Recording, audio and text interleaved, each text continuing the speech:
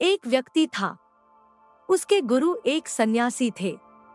वह व्यक्ति दुनियादारी से ऊब सा गया था। वह अपने गुरु की तरह ही दुनियादारी छोड़कर सन्यासी बनना चाहता था। उसने अपने परिवार को यह बात बताई तो सभी ने मना कर दी, यह कहते हुए कि हम सब आपसे बहुत प्यार करते हैं। फिर उसने अपने गुरु को यह बात बताई, परंतु साथ ही कहा कि उनका घर परिवार, बच्चे और पत्नी उसे संन्यास लेने नहीं दे रहे हैं, क्योंकि वह मुझसे बेहद प्यार करते हैं। गुरु ने कहा, यह किसी सूरत में प्यार नहीं है। गुरु ने उसे बहुत समझाया पर वह व्यक्ति नहीं मान रहा था। फिर गुरु ने कहा, अच्छा ठीक है। गुरु जी उस व्यक्ति को मठ में ले गए। इसके बाद गुरु ने उसे योग विद्या सिखाई, जिससे वह अपनी सांसें रोककर मुर्दे जैसी अवस्था में घंटों तक रह सकता था। यह सब सिखाने के बाद गुरु ने उसे एक योजना बताई और उसे घर भेज दिया। दूसरे दिन वह व्यक्ति अपने घर पर मुर्दा पाया गया। परिवार के सारे लोग इकट्ठे हो गए। सभी रो रहे थे, विलाप कर रहे थे। वही उसकी पत्नी सबसे ज्यादा दुखी हो रही थी। पूरे घर में कोहराम मच गया था। सभी की आंखें नम थी। वह व्यक्ति मुर्दा अवस्था में था, मगर योग अभ्यास से आसपास के माहौल को महसूस कर सकता था और सुन सकता था।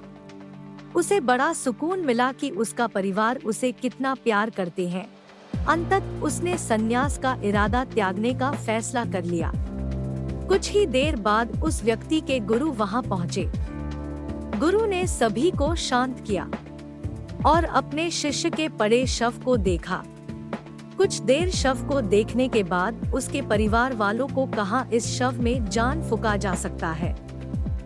इस व्यक्ति को मैं अपनी विद्या से जिंदा कर सकता हूँ। यह बात सुनकर घर के सभी लोग बहुत खुश हो गए। सभी को एक उम्मीद की किरण नजर आ रही थी। फिर सभी ने उस सन्यासी से कहा, तो आप यह काम जल्द से जल्द करिए। इस पर उस सन्यासी ने कहा, एक समस्या है। इस कार्य के लिए परिवार के किसी अन्य सदस्य को अपनी प्राण त्यागना होगा। यह सुनकर सभी लोगों की सांसें रुकी की रुकी रह गई। सभी ने एक दूसरे को देखा। सन्यासी ने परिवार के सभी सदस्यों से एक कर पूछा, पर किसी ने भी हाँ नहीं कहा।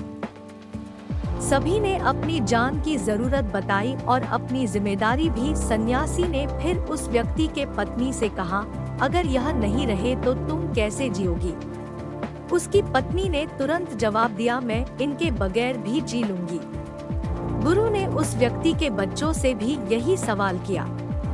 उनका भी जवाब न ही थी। फिर यही सवाल उस व्यक्ति के माता पिता से किया। उनका भी जवाब एक ही था। इसके बाद गुरु उस व्यक्ति के शव के पास आए और बोले, हे व्यक्ति, तुम उठ खड़े हो जाओ। वह व्यक्ति उठकर बैठ गया। फिर उसके गुरु वहां से जाने लगे। उसने अपने गुरु को रोका और गुरु से कहा, मैं भी आपके साथ चलता हूँ। अब उस व्यक्ति को समझ में आ गया था कि उसकी जरूरत उसके घर में कितना है। अब वह एक पल भी अपने घर में रहना नहीं चाहता था। तो ही इस कहानी से क्या सीख मिलती है? हमें इस कहानी से सीख मिलती है कि आपके होने न होने से किसी पर ज्यादा कुछ असर नहीं पड़ता है।